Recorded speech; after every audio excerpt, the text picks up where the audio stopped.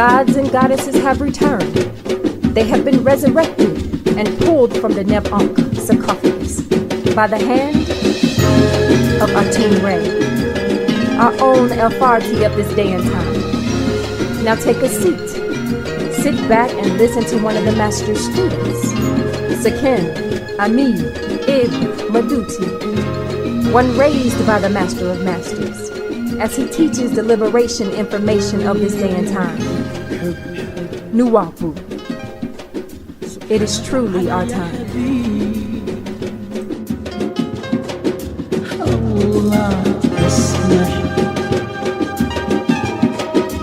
أنت تعرف قلبي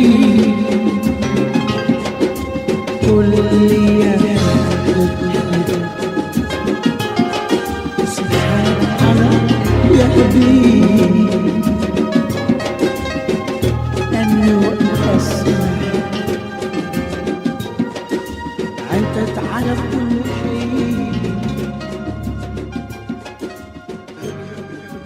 www.nwapuinc.com.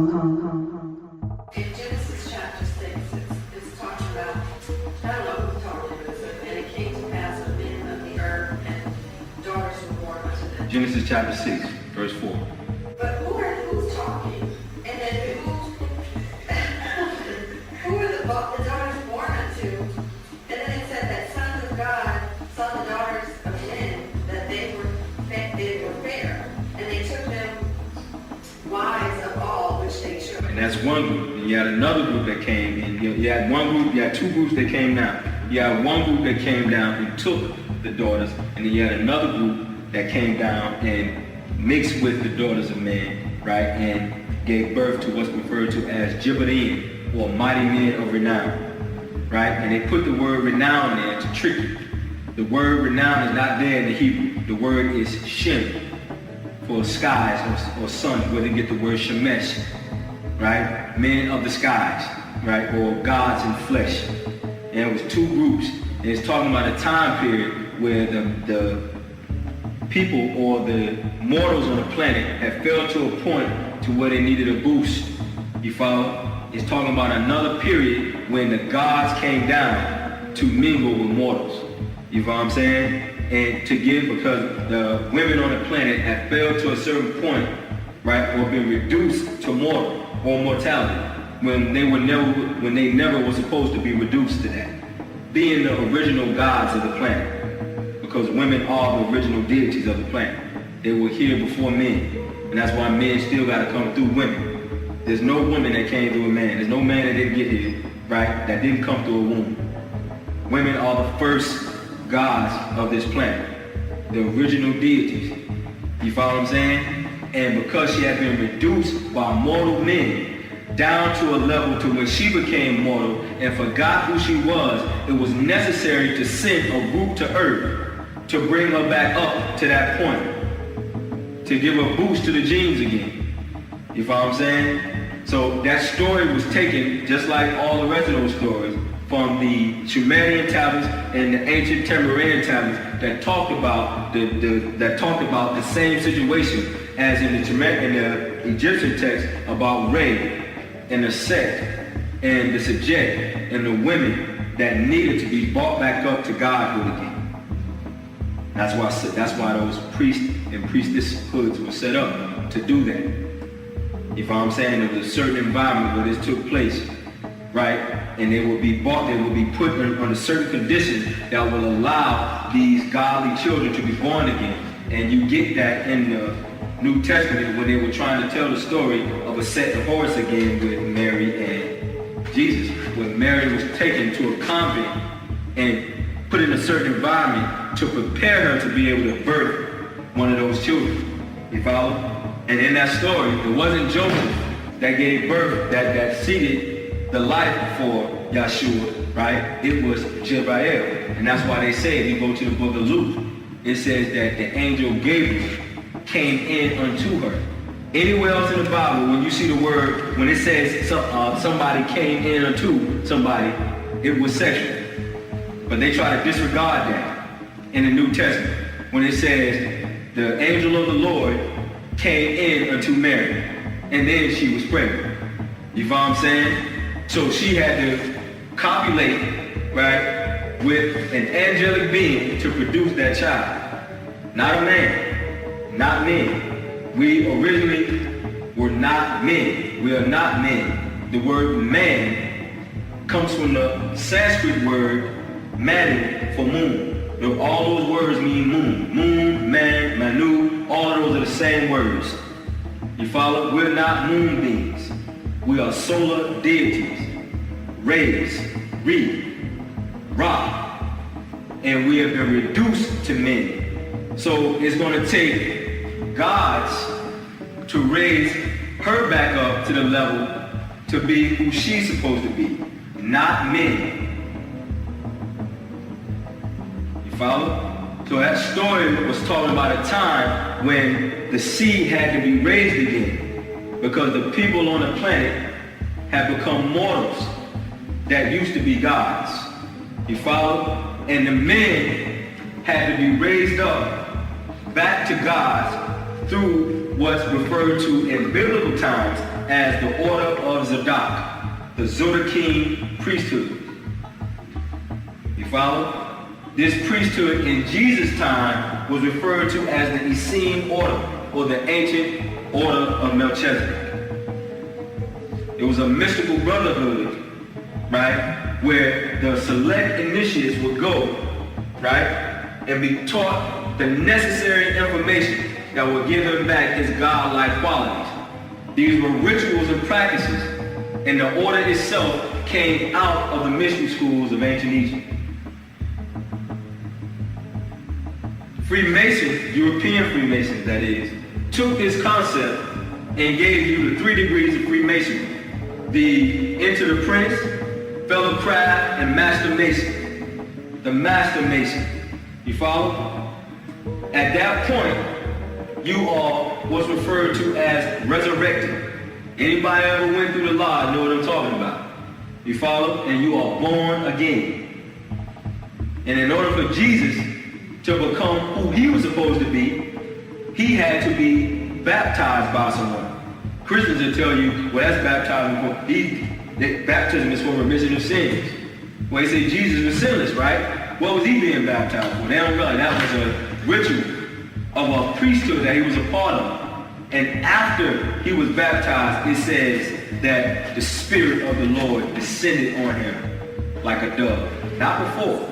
So he wasn't a god before that point. He had to be initiated, right? And a ritual had to take place. And then he became God in the flesh. So the elders set up certain schools. And depending on the elder that was over the school or governed the school, a certain animal was depicted, only to signify the school in question. So that people who knew, when they saw a certain animal, they knew that that school or symbol, that school was located there. Today, they have what they refer to as landing strips, right, or certain animal designs that you only can see from overhead. You can't see standing on the ground. You have to be in a helicopter, airplane, or craft to see, right, these designs that they refer to as landing strips on the ground. Well, these were markers, right, and whether it's the pyramids in Giza, the ziggurats in Sumer, or the temples in South America, right? They were set in those places so incoming elders would know what school was set up in that location. What extraterrestrial was there teaching the men on the planet to raise them up to godhood. You know what I'm saying? And that's why, and I was there on Tamarack when the news helicopters flew over, because we didn't know that the Eye of Ra was the shape that was there on the camera. We didn't know it. All we know is we paved our roads that was necessary to get from point A to point B. You follow? It was the news helicopters that filmed the land from overhead that showed that the design of the camp was like the Eye of Ra. Because we didn't know it. We never talked about that. But when we saw it on the news that night, we were like, whoa. You know what I'm saying? That was wild. It was crazy to us. You know what I'm saying? But what that is a marker for incoming extraterrestrials, right? Or whoever's overhead to know what school was set up there. And some of these schools were depicted or symbolized by animals. So when you see certain Egyptian deities with the head of an animal, that doesn't mean that they actually had the head of an animal. That just depicted a school and the nature of that school. You follow what I'm saying? So these schools were set up to bring men and women back up. Or the men and women of our tribe back up to their godly status. Whoever was considered worthy enough to be initiated. Because your work has to be proven. Because they don't cast pearls to swine, so to speak. You had to prove that you were worthy and that you were eager enough to learn. And you had to have the patience, right, to wait to learn. You know what I'm saying? And the lodge through European Freemasonry, all of this is just symbolic of that. They took this from ancient rituals from Africa. You know what I'm saying? And then they give it to you over here, and it's just a game. Right?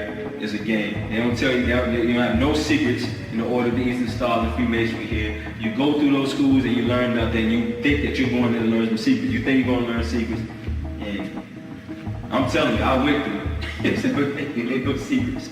You know what I mean? Europeans just gave black people something to do because they were begging for a charter through Prince Harlan. You know what I'm saying? You don't have none of the real secrets. He ain't gonna teach it to you. That's why Emanuel Akata is necessary to come give you what he's not gonna teach you. You know what I'm saying? He's over there in his little corner.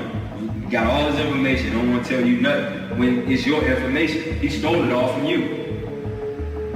You know what I'm saying? So you're talking about a point where it was necessary to boost the genome. And that's why the schools had to be, or had to reincarnate on the planet. Right? And then through those schools, you'll be raised back up again. Through the things that you need to know in order to be able to get to elevate. Because the time has come again for you to have to be in that state to transition. Because you're not going to be able to cross over to the density or the realm that the solar system is now going through in the Milky Way galaxy, right? In the state that you're currently in. You have to be raised. You gotta get all of this garbage he's putting you out of it. And that's not even the first, that's not even, at that point, you're not where you're supposed to be then. You're being prepared, you're being prepped. Then you're taught. So before you're actually taught, what you need to know, all of your preconceived ideas, right? All of your warped sense of realities have to what? Be taken off, be taken away. And then now your mind is open enough for the correct information to be input. You know what I'm saying? So that's what you're reading about. Now, there was two tribes that came down, or two incarnations. One were the group that came down and they birthed men of renown. The other group, it says they came down and they took or raped the daughters of men. These were your giants. These were the Nephilims. These were the tall tribes that came down and they had schools set up also. You know what I'm saying? And these were the ones that came and invaded and raped, certain tribes in Havila, was referred to as Havila, right? Or Havilaites, to produce some of the West African tribes you see today. When you can go with that guy like Manu Bo. He's like 7 feet tall. Akeem Olajuwon guys. Because they came into Africa and they bred with the tribes that were there who were no taller than 5 foot, right? And mixed in with them to produce those tall tribes that you see today, called the Dinka people, or Dinka. And they produced those tribes. And those tribes were more warlike. That's why you watch that movie Shaka Zulu. Shaka, they show how he started, started a lot of wars over there. Before they weren't going to war. And they started, those taller tribes brought that into Africa. You know what I'm saying? The original tribes in most of the countries in Africa, the original tribes, they'll tell you, I don't care where you go, they said the original tribes are what? Dwarfs. The short people in the forest. They're in the forest because they don't want to go nowhere near the city. They don't want to deal with nobody in the city. They're dwarfs. You follow? You have the dwarfs of the forest. And then you have the dwarfs of the spiritual realm that they refer to as Meduty.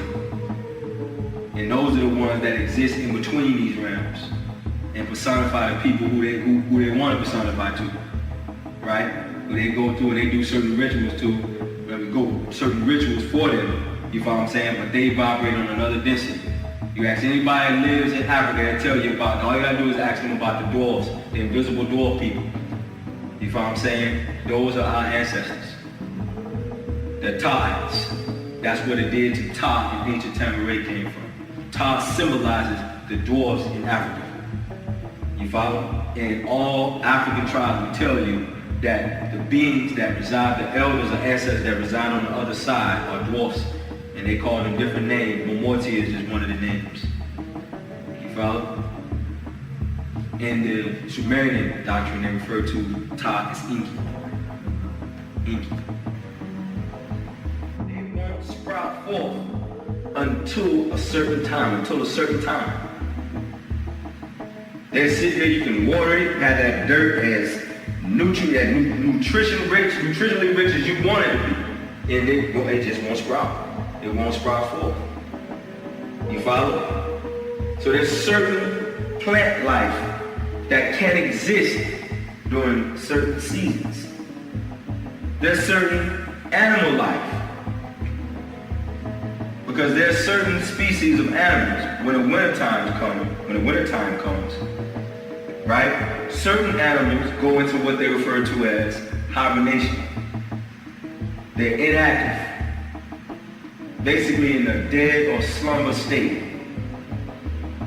They go, and don't believe me, check it out. They go and their heart rate lowers to near death. You follow? And they stay that way the whole winter. Their whole metabolism slows down. They put enough food in their body before they go into it to sustain them, right? During that whole time period. And then in the spring, which is where the word comes from, to spring forth, to sprout forth, those animals come back to life. And that plant life comes back because the trees do what during the winter? They die. All the leaves fall off and it just branches.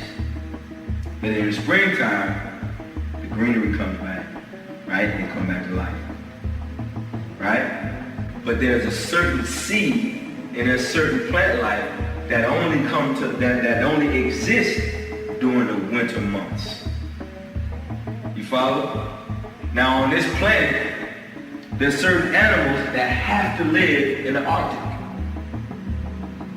And their body has been calibrated or adjusted to live in the Arctic. If you took a polar bear and tried to make it live in Africa, what would happen to that polar bear? He would die like that. His body, his genes are calibrated to live in the Arctic, in the North Pole. That's a winter seed. You follow?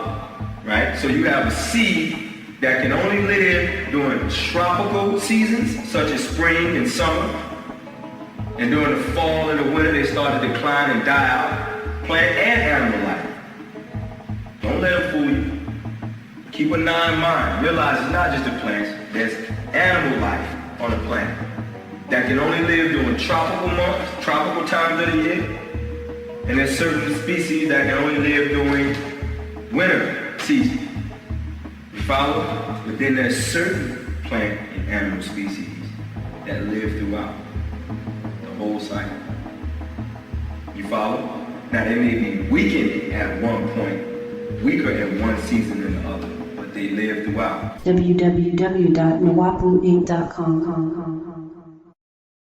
So on the human level, there's a winter seed of humans and there's a summer seed of humans. The winter seed of humans like cold weather. They have to be in cold weather. They have to live in an environment where the sun cannot shine directly on them at all times at its highest point, such as the equator.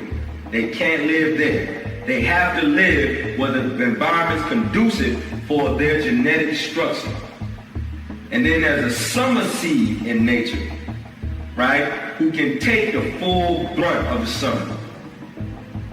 You follow? The winter seed looks at the sun as an enemy, and they have to block the sun by putting on sunblock. The summer seed in nature can take the full brunt of the sun because they have natural sunblock called melanin. Because the sun doesn't fight us. The sun aids, protects, nourishes. You follow? Now, the winter time is the death time in nature because everything does what? Die. The summertime is the lifetime because everything is green, it's warm, it's sunny, and it's alive. That's why most events happen during the summer. Cookouts, parties, get-togethers. Everything is full of life. So there must be a human species on the planet that's full of life, right? Nature, that represents nature at its highest point, and there's a seed on the planet that represents what? Death by nature. And that's why he kills with no reason. That's why he'll kill an animal just to put his head on the wall. He'll kill humans just because he feels like he's superior to that human. You follow? He burns humans alive while they sit around and watch. They cut babies out of humans' belly, pregnant mothers' bellies, and let them drop to the ground. He's that way by nature because he represents death by nature. You follow? And we represent life by nature. Get it? So when you're talking about the bottom of that circle, you're talking about the winter seed in nature or the winter cycle, right? And it represents the winter seed manifesting on the planet. As that cycle comes to an end, the cycle of rulership for that winter seed that represents death, it represents the end of their cycle, the end of their rule, referred to as a moon or a lunar or a silver cycle, the cycle of death. Okay? Hopefully that was clear enough. Next question. I saw this thing on the news a couple weeks back. I don't know if y'all mentioned it. There's another class. It was a program for basically they have a pilot program in place now so people can sell their organs. It's not a question, it's just an observation. They were saying that you can actually you'll be able to sell your kidneys for a kidney for $60,000. First thing, well, the first group of people that's going to be affected the most by this. Poor people. Because used to say that the surgery will be done the right way. You may end up with some health problems later on. Is that going to be covered? Or you have some type of warranty? Exactly. That's what it's coming to. It's coming to the point to where, and they know people will do it, like you said, times in your heart, and you know, because they tell you can spare a liver, you can spare, you can spare a kidney, you can spare, so they know that people would take the chance of doing that. So that's what it's coming to. And that's the program where they're actually telling you, where they actually buying it. They're not talking about the programs where they actually taking homeless people off the street and use them for that purpose anyway. And they do it in third world countries all the time. They just recently got caught doing it over there in Chad. That whole fiasco that went down with them coming in as a so-called humanitarian group and taking all those children out of there. And they caught them before they actually got out of there, right? And they were trying to say that they were from the far, and they were actually from Chad, and they had taken them from their parents, and they caught them, right? So that's what's going on. That's what they're doing. You follow? They're looking at the mass of the population is what's referred to as useless eaters. Useless eaters. You follow? Not just useless eaters in the sense that you're useless, you're a consumer. You don't produce anything. They look at you as cattle. You follow? But then you uselessly eat. That's why they got a population problem and they have a food problem because the climate is shifting abruptly. The climate is not shifting gradually, it's shifting abruptly. So they have to call for drastic measures. So they figure since you eat uselessly, we'll feed you anything. And And that's what they're doing. That's why you got all these recalls on food. Right? That's why you got all of these so-called bacteria being found in the food, because they're feeding you anything. Because they don't have any food. The master teacher used to tell us a long time ago, he asked us in the class, he said, when you look on the sign on the billboard on McDonald's, they always tell you how many burgers they've sold. They say 56 billion servings, right? Now McDonald's on a daily basis sells millions of hamburgers worldwide. I'm not talking about Wendy's, Big Boy Burger, whoever. I'm talking about McDonald's. That's one restaurant. Millions of hamburgers, so-called beef, right? Now, on the average, when you're riding out in the country, how many cows do you see? How many you see? You see a few, right? Now, do you see nearly enough cows to feed billions of people beef every day? Do they grow that fast? Don't they take a time? Don't they gotta be grown and raised? And, where are all these cows coming from? They don't have many cows on the planet. So he hit us with that and he said, so now y'all need to think about what y'all really eat. This video is very good. I'm not sure most of you have seen it, but they plant carnivores, and the meat, and so they did a study showing this on a news station in the States. They showed meat that was left out on a table for days. I know exactly what you're talking about. And the meat looked the same. It didn't change. Well, it's not meat. First of all, let's just get that right. In case y'all didn't know that. Let me hit you with another one. How many people die? You can go look this stuff up. Go press in daily deaths. On the average of deaths in the world. How many people die on a daily basis? Because you got 6 billion people on the planet. Every day, billions more being born and billions are dying. So how many people die on a daily basis? Right? How many graveyards you usually see? And you ever notice the graveyards you see, they the same size? They say they don't ever get bigger. It's like, hold up, you see a funeral every now and then, but like, why the graveyards stay the same? Right? Ask yourself, what's happening to all these bodies, or these people that are dying that are not cremated? You ever ask yourself that? Huh? Research. That's the organs. They research the organs. What happened to the bodies? There's a movie that came out in 1970, either 70 or 73. Charlton Heston played it. You should get that movie. It's called Soylent Green. Soylent Green, Charlton Heston. The movie was a great depiction of where this place is going. In that movie, it depicted, first of all, the planet, right, was devastated by global warming. It was hot. It was burning up. The planet was burning. It was hot, right? And the food supply was diminished. There was two classes of people, ultra rich and poor. Not just rich, ultra rich and poor, right? There were people living, when the guy would walk into his apartment, there were people living in the stairwell, sleeping in the stairwell, sleeping on the streets, right? And what they would do every day, they would pass out, they would have this food program because the food supply was diminished, so they manufactured a food that they would feed the people every day, referred to as Soylent Green. Soylent Green, that's what they would give out.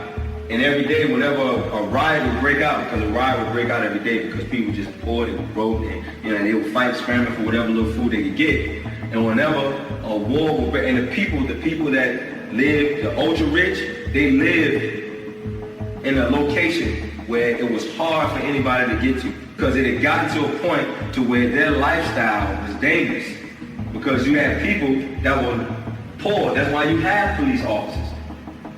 You have police officers because there's a disparity between the rich and the poor. That's the only reason you got cops. If everybody provided for you, wouldn't need cops. The only reason there's robberies and thefts and home invasions is because you got people that don't have anything.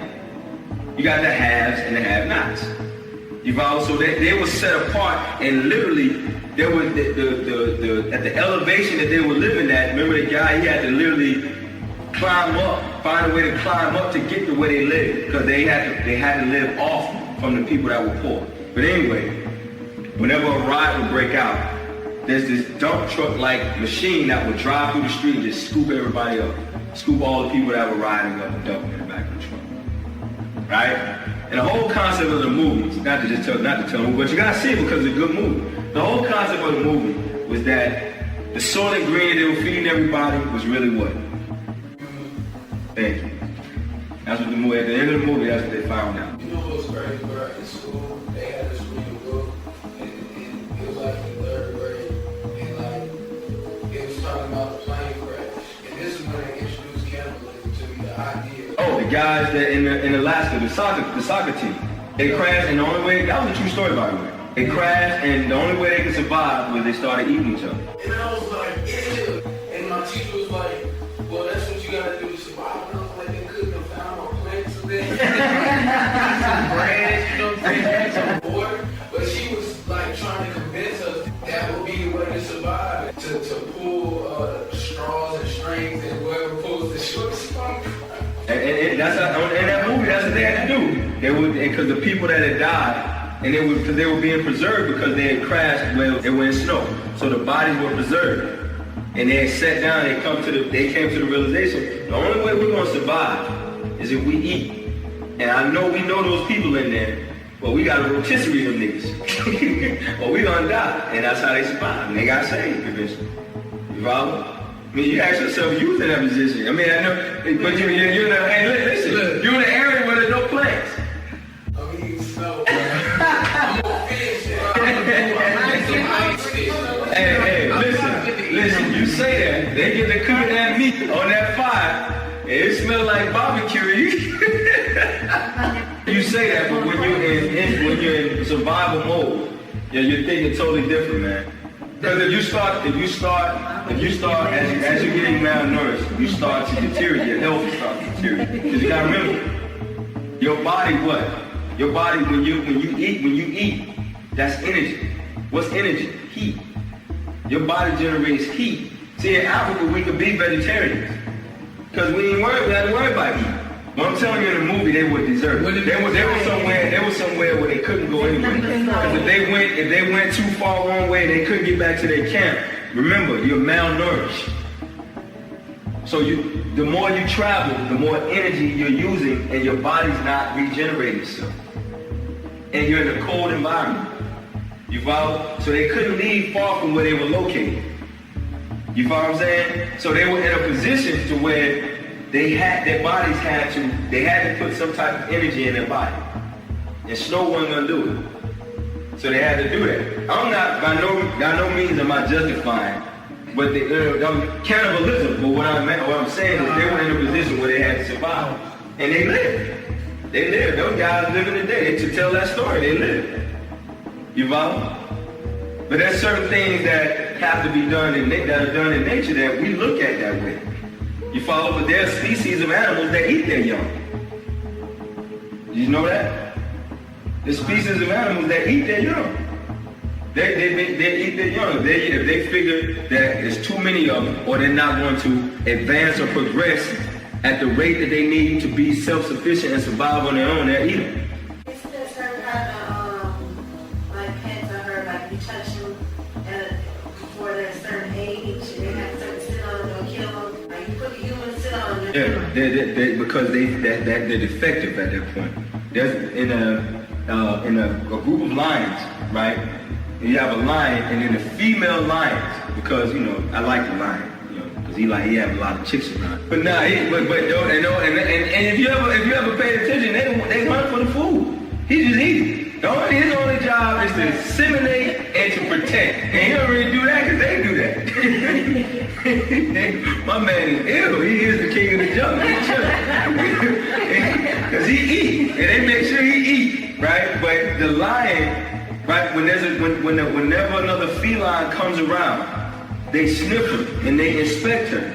And if they sense that something not right about her, they kick her out. They get rid of her. So the animal kingdom and humans think that they're far from it, but you are part of the animal kingdom. You've seen humans that look like certain animals. You like a squirrel. You see niggas that look like squirrel, y'all know it. You like a chip or a rat or something. You know what I mean? You look at the nigga, you like, and you know it. You gotta remember, when the elders were grafting humans, they used different Then and they were using different creatures to do it. You follow what I'm saying? That's why you look at your skin and you see reptilian skin. You see the sections, the scales. You follow? But you see the hair from the mammal. You follow? And when they were trying to merge the reptile and the mammal together in the grafting or the breeding, they couldn't quite get it right. And that's why you have people that have what's referred to as eczema. You follow what I'm saying? Because that's a deficiency in the skin. And when that eczema takes over, right, you literally see their skin turn into scales. But that's a product of the genetic grafting that the elders were doing when they were fusing the reptile and the mammal together to breed Homo sapien. You follow? You are a product of a reptilian seed and a mammal seed.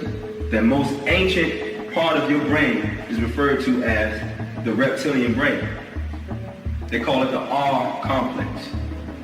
That's the oldest part of your brain. That's the part of your brain that gives you what you refer to as your fight or flight mechanism. When you're walking outside in the dark, somebody jump out of you, you know what I mean? And you know that whether or not you're gonna fight them and defend yourself or you're gonna run. That mechanism is triggered, right, when an apparition, right, or spirit or what they call ghost appears in front of you. It can be your relative that passed on, but soon as that fight or flight mechanism is triggered, the adrenaline is secreted into your bloodstream and then they disappear. Because they know at that point you're an animal. Because at that point you'll hurt anyone or anything in your way. And they know that you can't hurt them, but you'll become more dangerous to yourself. Because you can give yourself a heart attack or a stroke. Because the secretion of those chemicals into your system at that point and the shock to your nervous system could cause you to hurt yourself, to kill yourself. You can go into, there's people that have gotten that have been given bad news and they have a heart attack. And when that mom, remember she came outside and someone was still in her car? Yeah, out there and they charged them with the murder because you have to, your body goes through certain changes that can kill you. You follow? And that's why it's a dangerous method, it's a dangerous reaction. You follow what I'm saying? So we are not far, that's in us. The animal is in you. You follow? You came down and incarnated into an animal's body. You follow? You are reptilian and mammal. That's why the first trimester in the womb, you're a reptile. You have a tail, you have webs, and you have gills. You follow? And then you eventually morph, right? Or grow into a human. You follow? And that's why reptiles, they don't have any hair. But mammals do.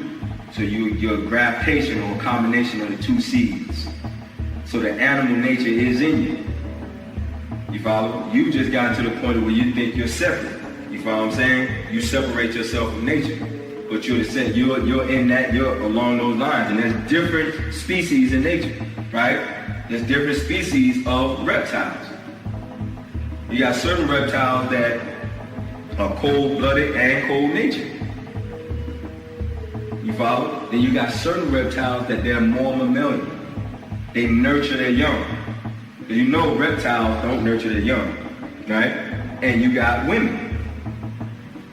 You got some women who naturally want to breastfeed their children. They naturally want to nurture their young.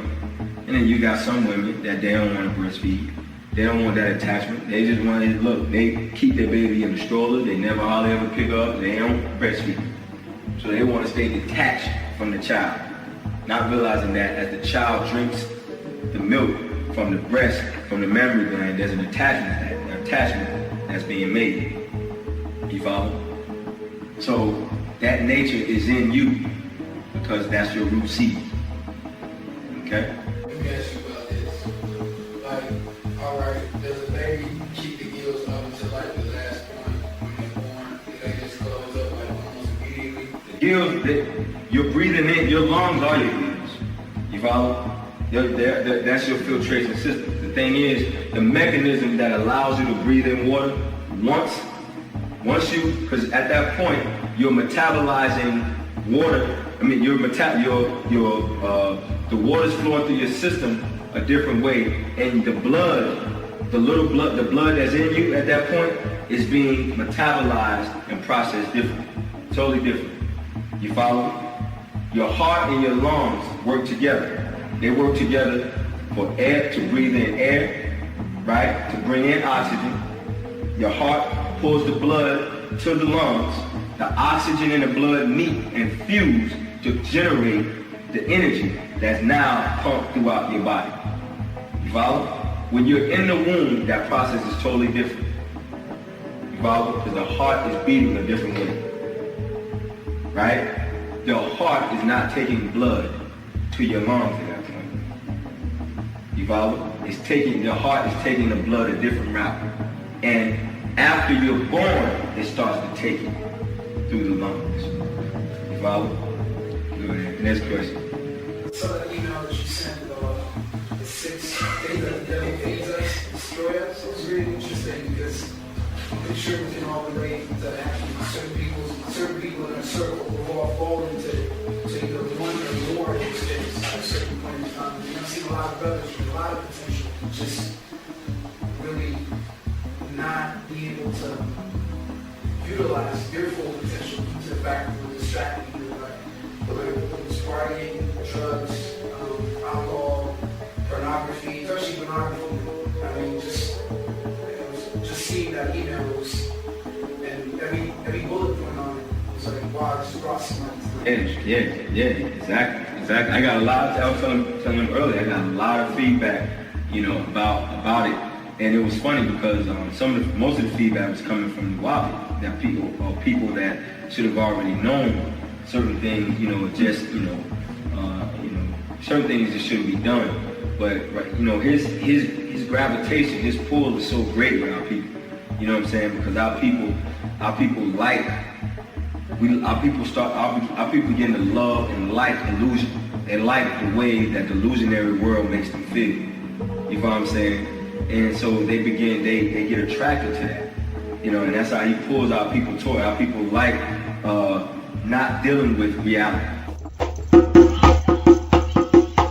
My idea of my disciples or brothers, all these young boys are being taught to act just like me and go out and just teach. If he's introverted, I don't need him. I don't need quiet people sitting in the class absorbing knowledge. I want people that's going to take it in and go out and teach it. They're not going to teach it, we're wasting our time.